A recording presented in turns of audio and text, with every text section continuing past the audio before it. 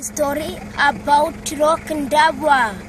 In the wrong time there are 4 persons: Ndabwa, Rugans, Sharions, and Bisuk. Ndabwa go to look the bees. Ndabwa eats the honey.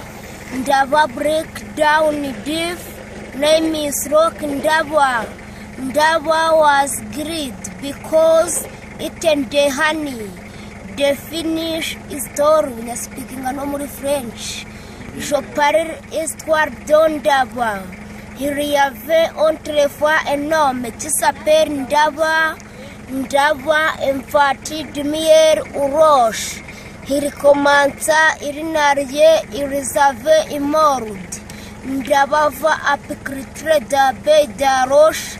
Ndabwa va apécritre manger. Chariot ebsuk ergans n'est pas mangé. Chariot ebsuk ergans couper la corde. Ndabwa tomber jusqu'à la mort. C'est ce qu'on appelle la roche d'Ndabwa. Ndabwa il était gourmand ou bien empereur. Bunanavuga mu Kinyarwanda. Ubundi kera hari umugabo bitaga Ndabwa aza kuvumbura ubuki mu rutare. Abona atahagera n'amaguru, atumira abagabo 3, Shariyo na Bisuka na Ruganzu, ngo baze bamuzirika amakamba agiye guhakura. Baramubwira ati mbese Ndabwa ko nta kintu ujyanye uratuzanira mu buki. Ndabwa arabasubiza ati ndaterura igikono cyabwo mbazanira. Ubwo Ndabwa aragenda ahakura yirira. Bagenze bagize umujinya bahita bamurekura, ahita ahubuka, ahita apfa niko kuhitira ku rutare rwa Ndabwa. Ubundi bwo muri makeya Ndabwa azize ubusambo bwe. Isomo umuntu yahakura nuko atabeshya umuntu yamwemereye. Kuko yari yababwiye ngo arabazanira ku buki ntiyabazaniye. Yasobanura nyabyinyo.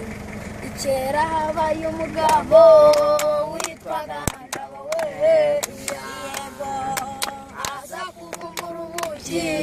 Ararika Shariyo na Bisuka na Ruganzu ngo bazazarwe kuhakura ubuki bwari bwararitse. Ubwo baragenda akajya hakura yirira.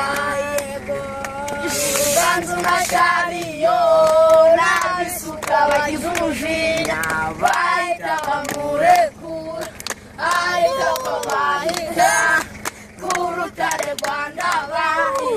name is Dea, my name is Dea, my name is Dea forever.